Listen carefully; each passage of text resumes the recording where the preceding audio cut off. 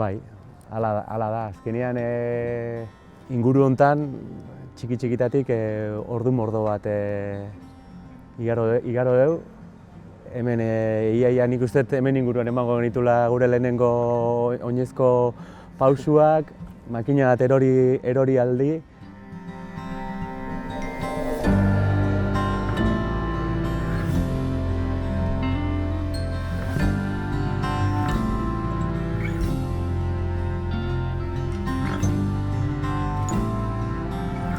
Azkenean nik uste argazkilariak behar duna da, edo argazkilariak daukan aukerarik onena da bere ingurua erretratatzea argazkilaritza lantzeko. Ez duzu oso urrutira jun beharrik, inguruan dauzkazu 1000 istorio, inguruan dituzu 1000 aukera horrelako historia kontatzeko.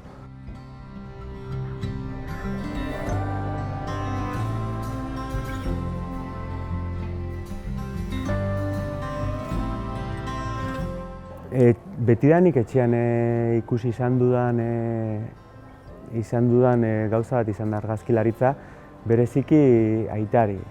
Horre aitak zeukan reflex kamera bat eta zan debekatuta neukan jostailua, ez? Beti noiz ikutu aldi izango nun botoi hori edo noiz bisoretik begiratu eta ea ze ikusiko tezen, nola ikusiko tezen, orduan beti egon da hori.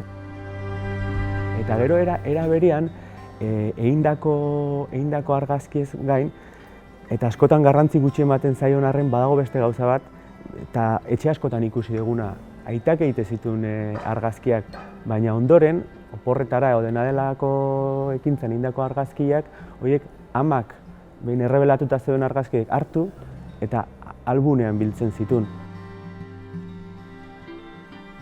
Orduan, hori da nik uste hor dagoela oinarrian argazkilaritzan magia.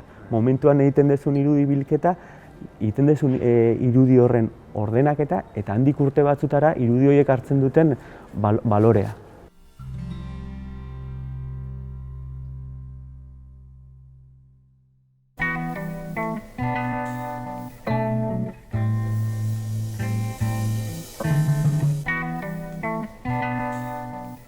Bere garaian ikasketak eta egin nituen, lanean hasi nintzen argazkilaritzakin zerikusirik etzun esparru batean, eta orduan horrekin etorri zen, lanean jarraitzen duen bitartean, formatzeko aukera etorri zen. Hainbat kurso, hainbat argazkilari edo etortzen zirenean interesa pizten ziatenak tailerrak ematera apuntatzen nintzen, eta nolabait haunditzen joan dan bola bat izan da. Nolabait, iritsitzen momentu da kontuatzen nintzen, haizu, lan honek entzen dit benetan egin nahi dudanetako denbora, energia, eta orduan, honekin zerbait egin behar da. Eta ez da erresa, oso romantikoa da esatea, bai, ni bizi nahi dut ez dakit zer egitetik edo argazkiak egitetik, eta dena usten dut ez, moztu, badu bere arriskua, baditu bere bildurrak, gaizki pasatzen duzu, baina burruka horrek hor dira, hor jarraitzen dugu.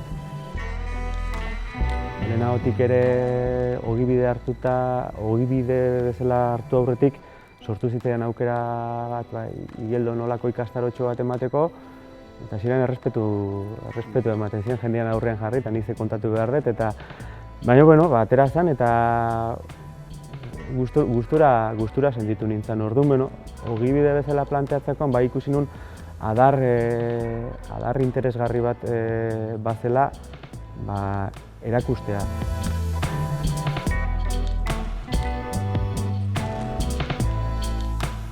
Eta hola eta azkenean holako bi kastaro dira, bat oinarrizkoa, alegia zu kamera badaukazu eta erabiltzen hasi nahi duzu, eta horrek ze esan nahi du?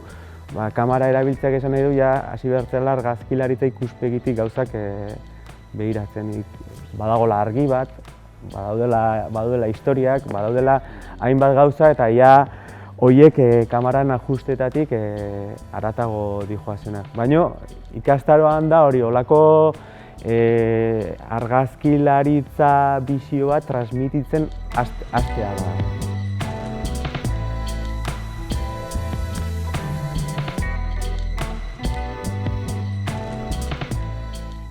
Baina egia da, aukera sortu bezain laster, argazkiak egiten ikasteko modu bakarra edo moduik efektiboena da argazkiak egitea.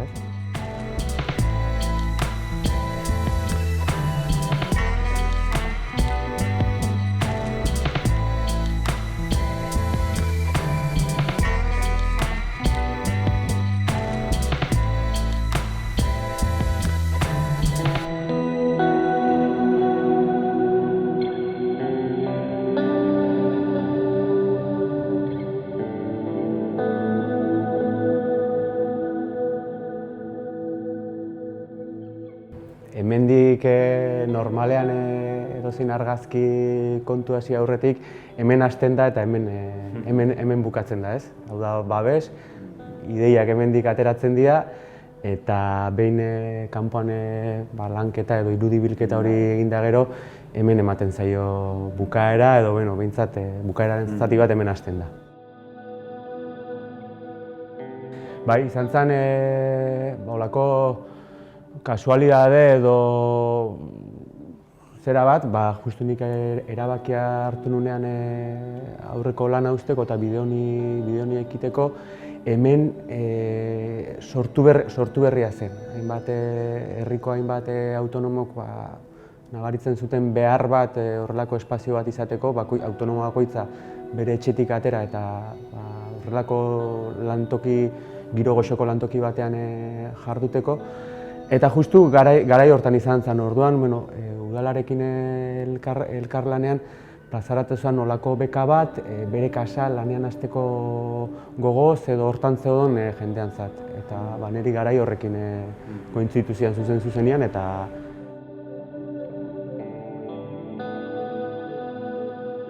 bai oso tipikoa izaten da, izaten zen, eta oin ere biltzen gara tabernetan hori, baina olako leku batek emate dizu lantoki batek behar dituen osagaiak. Eta gero eraberian gu geuk erabakitzen dugunak espazio honek zer izan behar du, nola funtzionatu behar du, zentzu hortan askia gea eta hau egoteko txoko dan bezala, hor badau bilera gela bat, bilera gela hortan adibidez nik improvisatzen dut eta behar izan denean olako estudio txuak montatu dut eta azkenean da espazio bat errezten dizuna eguneroko lana eta modu txukun batean nik uste dut.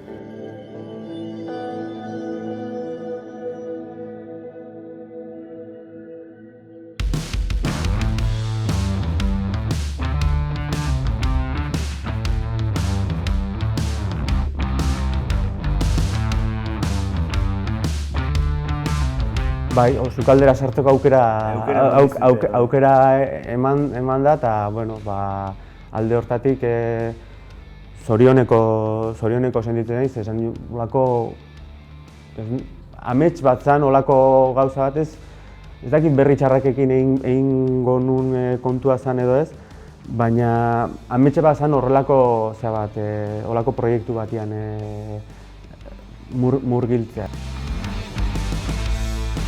Olako talde baten inguruan ematen du izugarrizko lujua eta azkenean berri txarrakek erakutsi badu dela furgonetan montatzea hemengo talde asteburutan bezala eta errepideko talde badala eta talde mota hori izaten gozatzen dutela eta elikatzen diala modu hortan. Azkenean proiektua hasi zanean edo zerbait garbi txuri-beltza izan behar zuela izateaz gain, garbi nuena zen kontatu behar zuela eszenatokitik haratago gertatzen dena. Eta hori hitz egin genuen Eider Dabiok taldekideekin, zentzu hortan etziguen inolako arazori jarri, adostasuna egon zen, eta argi eta garbi, garrantzi bera du kontzertuko momentu bero batean gertatzen dena eszenarioan, edo goizeko lehenengo orduan esnatu berritan gerta daiteken eszena batek. Eta hori da proiektutik ni behintzat gehien erakartzen induna, ez? Egun osoa prozesu fotografiko batean murgildu, kamarakin, egunero zer gertatuko konposizio dotoreren bate bilatu, baina naturaltasunez gertatzen zian gauza horiek erretratatzen.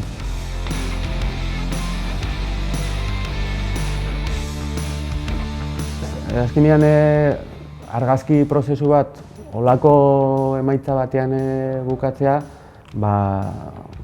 zoragarria da. Tamalez, ez dira aukera asko izaten, hein handi batean askotan ez delako sinisten argazkilaritzakin horrelako gauzak egin daitezkela. Nik hemen dauden argazki solteak ikusi itzazket pantalla batean eta bueno, oso ondo egon daiteke, oso momentu goxoa pasa ezakezu, baina behin liburu bat eskuartean izan, zure gustoko txokoan jarri, musika pixka bat jarri, eta liburuan barna bideiatzea arkaitzekin dituen testuak irakurriz, hor dago azkenean argazkilaritza prozesu bat bukatzeko modu txukun eta oso duina dela. Eta balorean jartzen da era berean argazkilaritza zer den, zertarako izan behar duen, eta gaur egun ere mundu digitalean bizi bagera ere liburu batek edo argazki batek eskutan izateak duen indarra gauza gutxik ordezkatu dezaketela, nire ustez behintzat.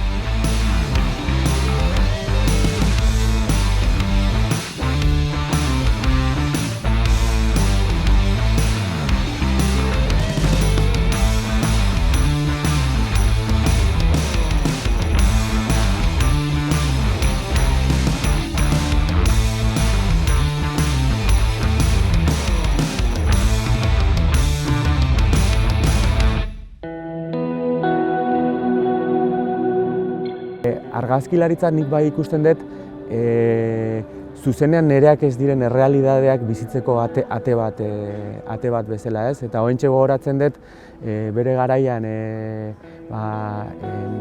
Jon Ugarte angula arrantzalearekin egindakoa. Nik ez dut beti ikusi izan dugu hor aginan ikusi izan ditugu baiak, alak, ilunabarretan horioti bueltan edo horiora bidean pasa izan bagera argitxoak ikusi izan ditugu.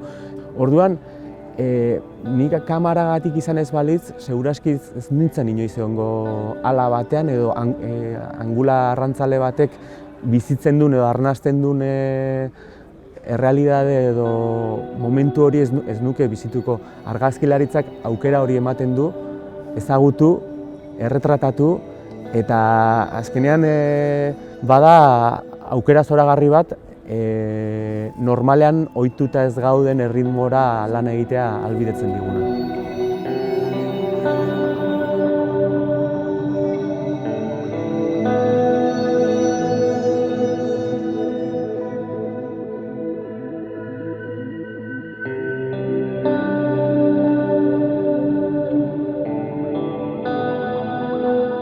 Argazkilaritzan askotan ariketa hori egin behar duzu.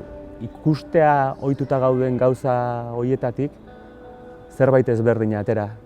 Fijatu, egunerokotasunean dituzun gauza horietan eta bertatik alba da zerbait berezia atera, zerbait sugerentea, zerbait ordura arte ikusi ez dezuna, baina hortako eskatzen du eguneroko erritmo bizi hortan freno pixkat sakatu eta beste ritmo batera begiratzen hastea gauzak.